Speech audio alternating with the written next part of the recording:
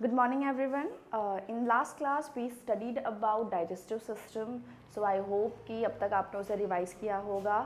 I'll post the question bank in the group also so that you can practice the question, and just if you have any doubt you can ask me. So today we will be studying respiratory system. Now as I said in my last class, whenever you say word system, then it means just that particular function is not done by the just one organ, it is done with the help of multiple organs. So respiratory system में भी हमारे body के कई सारे organ involve होते हैं. And what is the function of respiratory system? It is exchange of gases. इससे पहले हमने जो respiration पढ़ा था that was cellular respiration, ऐसा respiration जो सेल के लेवल पे होता है. लेकिन आज जो हम रेस्पिरेटरी सिस्टम पढ़ेंगे it is exchange of gases, जहाँ पे आप ऑक्सीजन अंदर लेते हो और CO2 को रिलीज करते हो, that inhalation and exhalation. Okay, this is also known as exchange of gases और breathing. So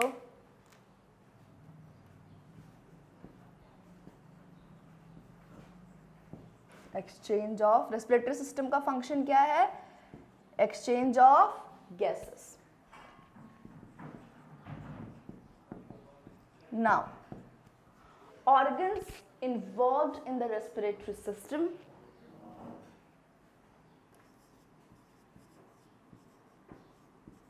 This we are talking about human respiratory system, okay? So I will write human here. Organs involved in respiratory system.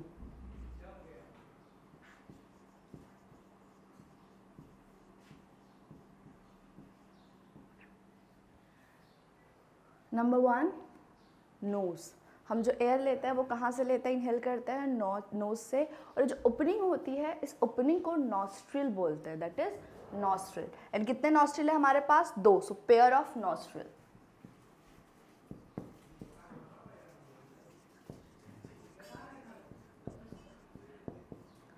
उसके बाद ये जो air है वो travel करता है knows के चेम्बर से, जिसे कहते हैं नेजल कैविटी. क्या कहते हैं? नेजल कैविटी या नेजल चेम्बर.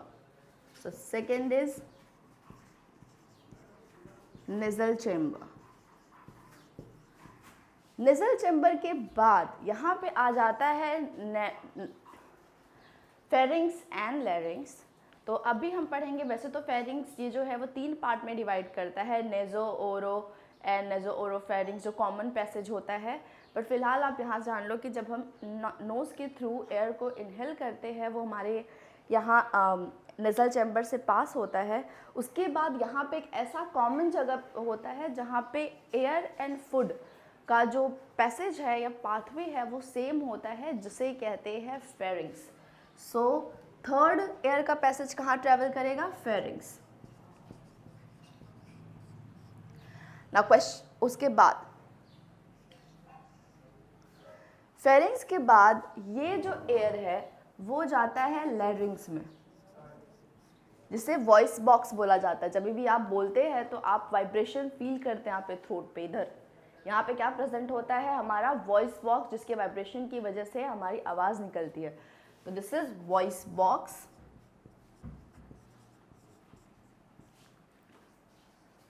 फिफ्थ, लैरिंग्स के बाद एयर जो है वो जाता है ट्रैकिया में. ये सब हम डायग्राम के साथ पढ़ेंगे. Trachea is also known as windpipe. जैसे इसोफेगस को फूड पाइप बोलते हैं, इसे विंड पाइप बोलते हैं.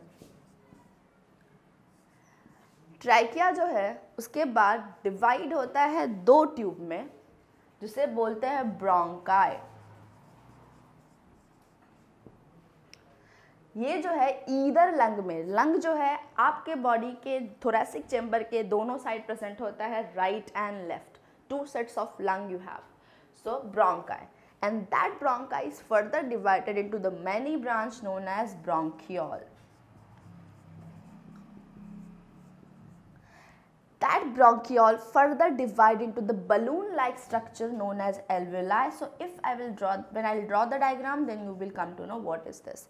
and this is the place where exchange of gases takes place. So these all are the structures and organ involved in the, तो हमारे organ कितने हैं, एक तो नोजल हो गया, ये वाला विंड पाइप का ये वाला स्ट्रक्चर हो गया, एंड ये जो स्ट्रक्चर आता है वो कहाँ आ जाता है, these all three structure is present in the lung, that is bronchi, bronchiole and alveoli, where exchange of gases takes place. Now so our main organ is lung. So respiratory system में कौन सा organ help करता है, lung. Now ऐसा नहीं है कि हर एक ऑर्गेनिज्म लंग के थ्रू ही एक्सचेंज ऑफ गैसेस करता है. There are different kind of other structures also present, for example gills. The interesting fact is that we are what, vertebrates. So you have studied animal kingdom in 9th standard, right. So वहाँ पे हमने पढ़ा था कि characteristic of किसी भी जो chordates होते हैं, जिनके पास ये वर्टिब्रल कॉलम होता है, नोटोकॉर्ड होता है, उनका एक बेसिक कैरेक्टरिस्टिक ये होता है कि they always have gills at least certain stage of their life. कभी न कभी उनके लाइफ के एक स्टेज पे गिल ज़रूर होता है, और हमारे पास भी गिल्स था जब हम एम्ब्रियोनिक स्टेज में थे. एम्ब्रियोनिक स्टेज मतलब developmental stage inside the mother womb. तो इस टाइम पे हमारे पास भी क्या था, गिल्स. डिफरेंस इज दैट कि कुछ ऑर्गेनिज्म के अंदर वो गिल्स हमेशा थ्रू आउट द लाइफ रह जाता है, और हमारे में वो जो गिल्स है वो किस में चेंज हो जाता है, लंग में. तो what are the other respiratory organ other than, यहाँ पे मैं लिख देती हूँ, ये दिस इज लंग वाला part. So these three are present in the lung.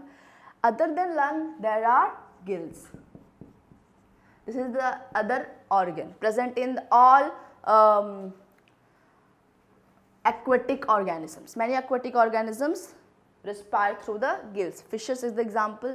Then there are certain organisms, specifically we are talking about amphibians. Now when you say amphibian, what do you understand by it? अगर मतलब if we ask to any 5th 6th standard student, they will say कि amphibian वो होता है जो पानी में और ज़मीन पे दोनों रह सकता है.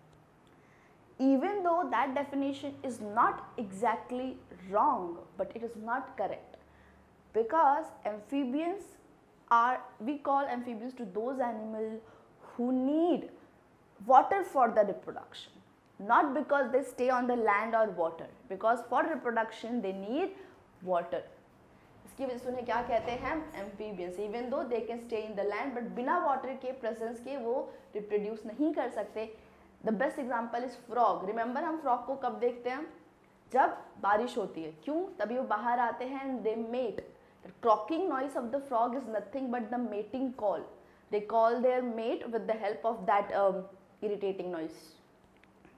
So frog जो है उसका स्किन अगर आपने देखा होगा बहुत moist, चिपचिपा, slimy अपीयर करता है.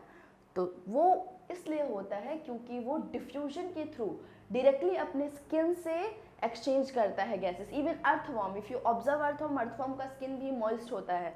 So respiration occurs also with the help of skin. So these are other respiratory organ. Other respiratory organ.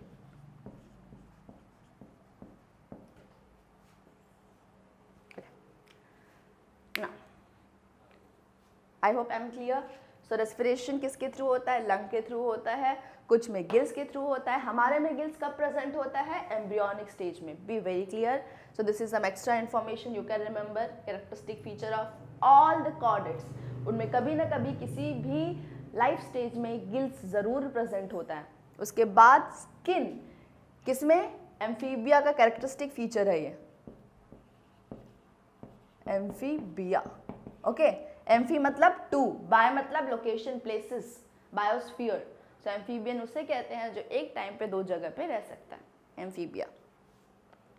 So these are other respiratory organs. Now let me ask you one interesting question, and when I'll come in my last class I'll definitely expect the answer. Out of all the phylum of animal kingdom, which phylum do you think have most well developed respiratory system? So that is my question. you go and find out and why. So most developed respiratory system is found in, that is the question mark. So I'll get back to the answer. In the meantime, you find it yourself. Now we'll be studying a diagrammatic representation of respiratory system. This is diagram of human respiratory system. तो अब हम इस सारे diagram को आप भी ऐसे ही draw कर लो जैसे मैंने ड्रॉ किया है. And now we will label each and every single part. जो मैंने सारे ऑर्गन्स लिखवाए हैं. सबसे पहला you can see this is the nose, और यहाँ पे ये क्या है, नॉस्ट्रिल. सो ये है नॉस्ट्रिल, जहाँ से एयर जाता है. सो अगर एक एक ऑर्गन यहाँ पे मैं लिख रही हूँ और मैं यहीं पे राइट कर रही हूँ, लेकिन आप क्या करेंगे, आप पहले डायग्राम ड्रॉ करेंगे और नीचे एक एक ऑर्गन लिखेंगे और उसका फंक्शन. सो नॉस्ट्रिल का क्या फंक्शन है, it is opening through which air enters into nose to nasal chamber. और ये कितने नंबर में होता है, it is present in pair. दो नॉस्ट्रिल होता है ना, two openings we have in our nose. सो ये नॉस्ट्रिल हो गया. नाउ ये दिस इज नेजल चेम्बर. क्या है ये, नेजल चेम्बर. इसका फंक्शन क्या है, प्रोवाइड पैसेज या path for air. Simple. So it provide, यहां लिख देते हैं nasal chamber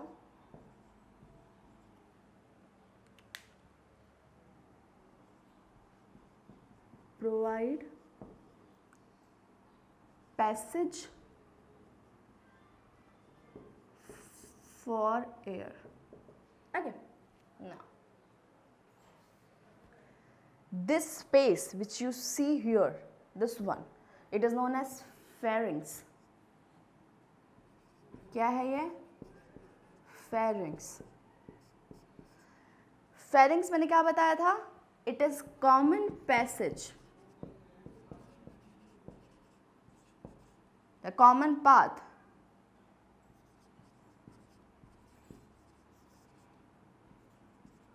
for both food and air.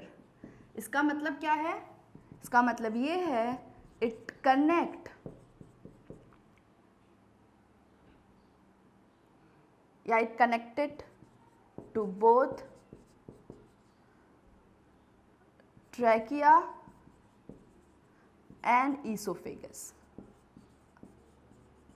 अब कभी कभी जब हम खाना खाते हैं तो हमें पता है कि जब स्पेसिफिकली जब हम खाते वक्त बात करते हैं तो उस वक्त क्या आता है कि कुछ खाने के जो पार्टिकल्स है वो हमारे विंड पाइप में स्टक हो जाता है, जिसकी वजह से आपको खांसी आती है क्योंकि आपका एयर पैसेज जो है वो ब्लॉक हो जाता है और खांसने की वजह से वो रिमूव होता है.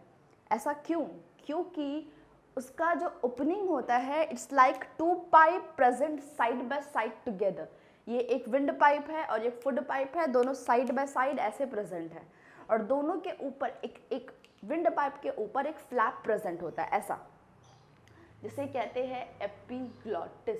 क्या बोलते हैं, epiglottis, above the glottis. AP मतलब अबव, ग्लॉटिस मतलब ये ओपनिंग. तो ये जो ट्रैकिया का जो ओपनिंग है, दिस ओपनिंग जहाँ पे ये जा रहा है उसे क्या कहते हैं, ग्लॉटिस. और जब हम खाना खाते हैं तो उसे गार्ड कौन करता है, उसे गार्ड करता है ये एपीग्लॉटिस. तो यहाँ पे एक फ्लैप जैसा स्ट्रक्चर प्रेजेंट होता है जिसे कहते हैं एपीग्लॉटिस. इसका क्या फंक्शन है, to guard the opening of windpipe या trachea.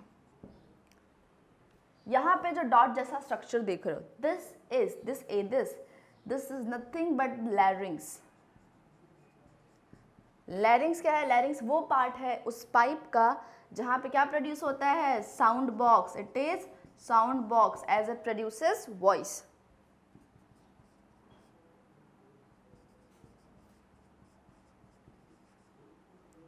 Sound will be the more right words. It produces sound. Next, by catching the air vibration. Next, this pipe जिसमें आप ये रिंग शेप स्ट्रक्चर देख रहे हैं ऐसे through out ऐसे present है. This is trachea.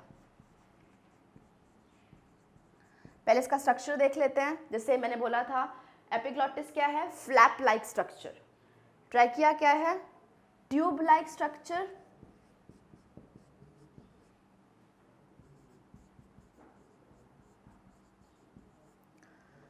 surrounded by ring shape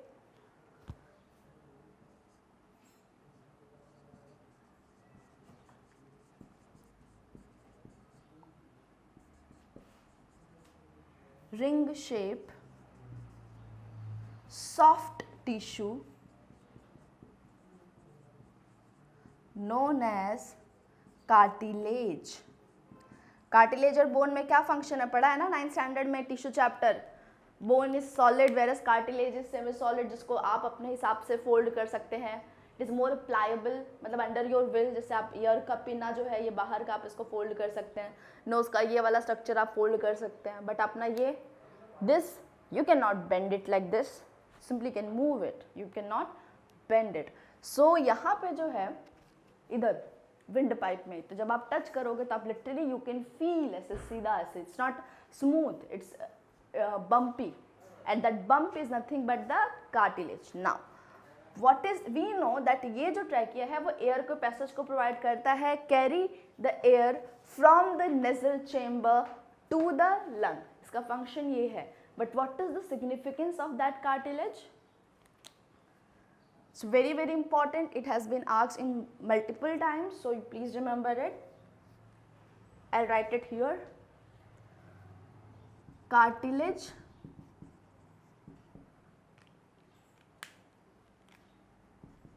prevent the collapse of trachea in absence of air. मुझे पता है कि ये लाइन समझ में नहीं आई होगी, तो I will explain you with the help of example. Plastic वाली पाइप देखिए, जिससे खेतों में पानी डाला जाता है या फिर हमें कहीं पानी सप्लाई करना होता है. तो जब उसमें वाटर नहीं होता है, उसका दोनों जो पाइप का जो सरफेस होता है वो ऐसे चिपक जाता है ऐसे लाइक दिस, चपटा सा हो जाता है ना. लेकिन जैसे ही उसमें पानी आता है वो एकदम पूरा सॉलिड हो जाता है दोनों तरफ ऐसे. You can literally like this. Similarly अगर जब हम टेम्परेली, अगर for example we hold our breath and air is not going inside our body that particular time, तो उस वक्त आइडियली ये क्या हो जाना चाहिए? ऐसे चपटा हो जाना चाहिए. बट ऐसा होता है क्या? No, you feel it is completely ऐसे ट्यूब लाइक स्ट्रक्चर. तो इसलिए होता है क्योंकि वहाँ पे कार्टिलेज इसे सराउंड करता है, जो उसे कोलैप्स नहीं होने देता है जब एयर प्रेजेंट नहीं होता है. तो उसका क्या फंक्शन है? It supports trachea. तो इस function is support. Clear? Trachea क्या है? विंड पाइप है. Now function of trachea, तो ये तो कार्टिलेज का सिग्निफिकेंस हो गया. कैरी एयर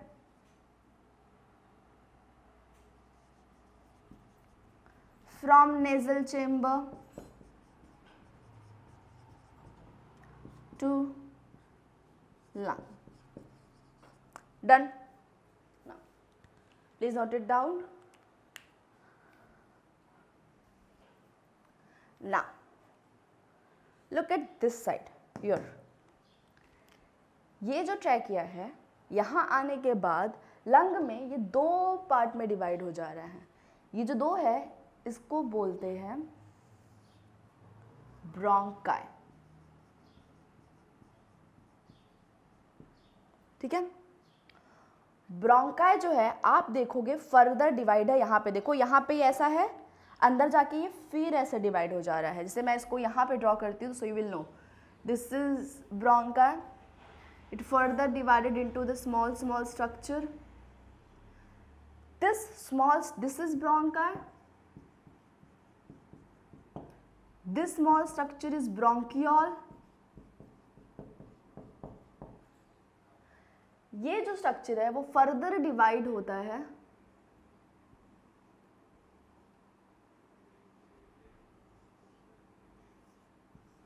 ये बलून शेप स्ट्रक्चर में, जिसे कहते हैं एल्वियोलाई। ठीक है, एज आई सेड एल्वियोलाई का फंक्शन बहुत इंपॉर्टेंट है। पहले what is alveoli? It is bag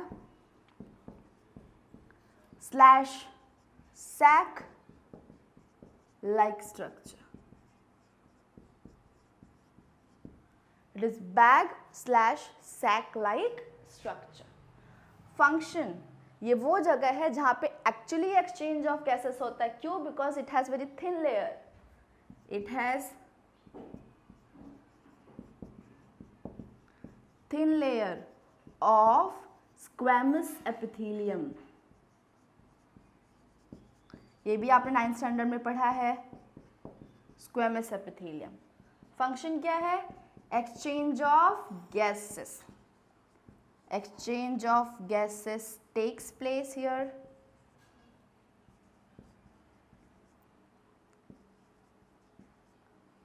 That is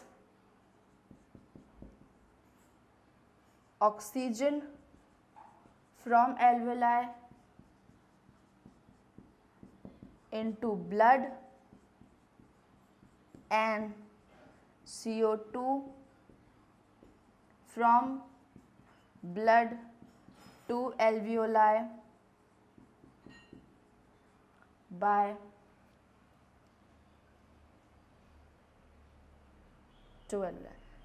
diffusion। मैंने लास्ट क्लास में बताया था डिफ्यूजन, जब मैं स्टोमाटा बता रही थी। डिफ्यूजन क्या होता है? Movement of solute from high concentration to the low concentration. हमारा जो हार्ट है, ये हम सर्कुलेशन में पढ़ेंगे, वो ब्लड पंप करता है लंग को। क्यों? क्योंकि हार्ट के अंदर आपके बॉडी से सारे के सारे ब्लड आते हैं जो डीऑक्सीजनेटेड होता है, बिना ऑक्सीजन का, क्योंकि आपका जो टिश्यू है वो सेलुलर रेस्पिरेशन के लिए सारा ऑक्सीजन यूज़ कर लिया होता है एनर्जी गेन करने के लिए, और जो काम करने के बाद जो CO2 होता है वो ब्लड में डाल देता है। तो in the blood there is no oxygen any more, तो उसको ऑक्सीजनेटेड करने के लिए हार्ट से ब्लड पंप होता है लंग के अंदर, और लंग के अंदर जो ब्लड जाता है उसके अंदर क्या होता है? High amount of CO2। लेकिन सिंस एयर में हम बाहर से ऑक्सीजन ले रहे हैं, तो एनवायरनमेंट में जो है ऑक्सीजन CO2 से ज़्यादा है, तो इसके लिए जो एयर यहाँ प्रेजेंट है एल्वुलाई के अंदर, in this it contain high amount of O2, और यहाँ पे जो ब्लड का ये ब्लड वेसल है, दिस इज ब्लड वेसल, मतलब वो पाइप, यहाँ पे जो ब्लड प्रेजेंट है लंग के अराउंड, इसमें क्या प्रेजेंट है? Large amount of CO2। इसके लिए बाय द डिफ्यूजन CO2 जो है यहाँ मूव करेगा और O2 जो है इधर मूव करेगा। ठीक है, so this is known as exchange of gases. Now ये तो मैंने हर एक ऑर्गन का आपको सेपरेट फंक्शन बता दिया। एक और क्वेश्चन आता है, how lung increases maximum efficiency और how rate of exchange of gases is increased. ऐसे क्या क्या मॉडिफिकेशन होते हैं जिससे rate of exchange of gases बढ़ जाता है। जैसे हमने पढ़ा था डाइजेशन में कि एब्जॉर्प्शन कैसे बढ़ता है, उसकी एफिशिएंसी कैसे बढ़ाई जाती है, by super coiling of small intestine, length of small intestine and presence of finger like structure known as villi. तो ये सब चीज़ें किसके लिए रिस्पॉन्सिबल थी? न्यूट्रिएंट एब्जॉर्प्शन के लिए in the digestion.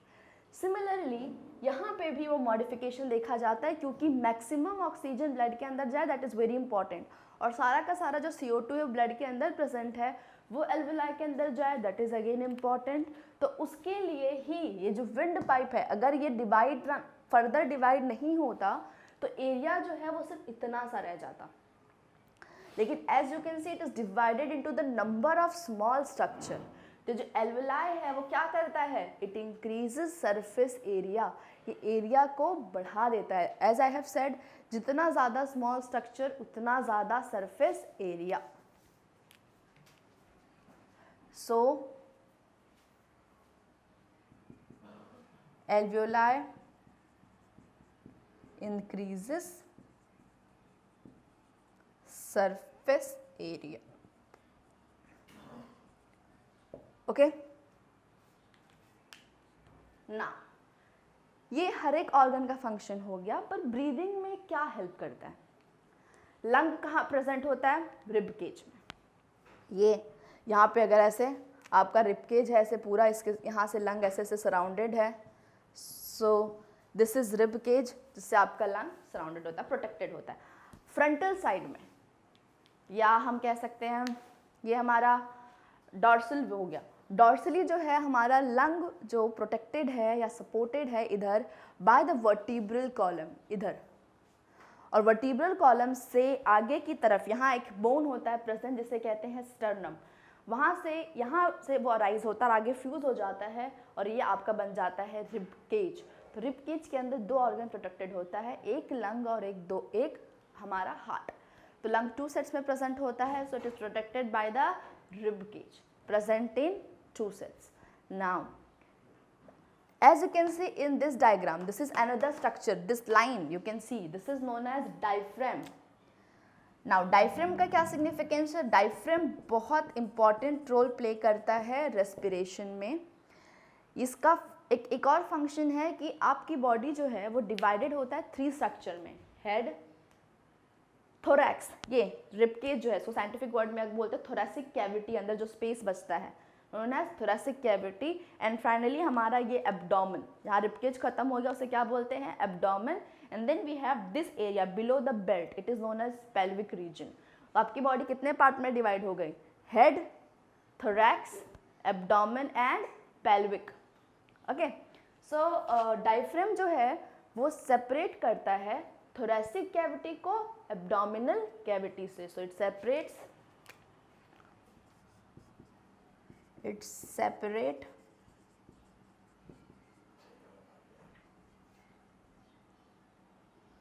I'll write it here.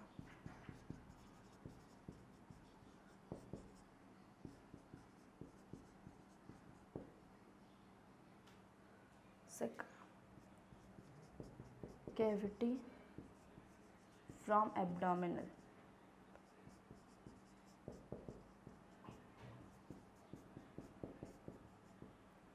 Okay. Now we will study mechanism of breathing. Breathing का जो mechanism है वो बहुत you can actually feel it. See, हमने air लिया, अब now try to inhale. When you inhale, if you touch your rib cage, you will feel कि ये जो हमारा डोम है वो completely ऐसे रिब रिलैक्स होता है और रिब केज जो है वो मूव करता है। डायफ्राम, अगर इस पिक्चर में आप देखोगे आपका डायफ्राम ऐसा है, लेकिन इट्स लाइक दिस, ऐसा। ये मान लो हमारा लंग है और यहाँ डायफ्राम है, तो जब हम इनहेल करते हैं डायफ्राम ऐसा ना होके एक्चुअली ऐसा हो जाता है, ऐसा फ्लैट नीचे की तरफ, ठीक है, ताकि मैक्सिमम एयर आ जाए। ये क्या करता है, हमारे लंग का जो थोरैसिक जो कैविटी का जो स्पेस है उसको बढ़ा देता है ताकि ज़्यादा से ज़्यादा एयर अंदर की तरफ आए, ठीक है। डायफ्राम जो क्या हो जाएगा, नीचे की तरफ बेंड हो जाएगा, फ्लेक्सिबल हो जाएगा, रिलीज हो जाएगा, जिससे थोरैसिक कैविटी का स्पेस बढ़ जाएगा और मैक्सिमम एयर अंदर की तरफ आएगा। तो इनहेलेशन के वक्त डायफ्राम क्या होता है, ऐसा जैसे ही, और ये कंट्रोल किया जाता है, दो एक मसल होता है, इसे कहते हैं intercostal muscle. We do not have, just I am saying for the information. तो डायफ्राम की जो एक्टिविटी को या इसकी एक्टिविटी किससे कंट्रोल किया जाता है, बाय द इंटरकोस्टल मसल, जो हेल्प करता है इनहेलेशन एंड एक्सहेलेशन में। इन मतलब इनसाइड, इनहेलेशन मतलब होता है टेकिंग ऑक्सीजन और air inside the body, and now exhale, जब आप एक्सहेल करते हैं आपका रिबकेज ऊपर की तरफ उठता है, पुश करता है, तो उस वक्त ये डोम शेप का हो जाता है, ऐसा, ठीक है। जब एक्सहेल करते हो तो किस शेप का होता है, डायफ्राम डोम शेप का होता है, प्लीज रिमेंबर इट। एंड यही है mechanism of breathing which is controlled by the activity of diaphragm. I hope I am clear, simple है। वी इनहेल, नॉस्ट्रल से पास होता है, नॉस्ट्रल में पता है छोटे छोटे हेयर होते हैं, even though that we do not like the presence of hair in the nostril, but उसका बहुत इंपॉर्टेंट है। क्यों? क्योंकि वो बैरियर प्रोवाइड करता है, जो भी एयर के अंदर डस्ट प्रेजेंट होता है वो उस हेयर के थ्रू फिल्टर हो जाता है और क्लीन हेयर आपके नज़ल चेम्बर में एंटर करता है। इसके लिए आपके okay we do know speaking and वो वहाँ से म्यूकस निकलता है, उसमें गंदगी प्रेजेंट होती है, that is that. Okay, so now here we finish respiratory system. I hope you I am very clear with it. इसका फंक्शन क्या है, let me just revise it quickly for 1 minute. So air nose से जाता है, nostril से अंदर जाता है, नज़ल चैम्बर में पास होता है। फेरिंग्स कॉमन पैसेज है for both air and food.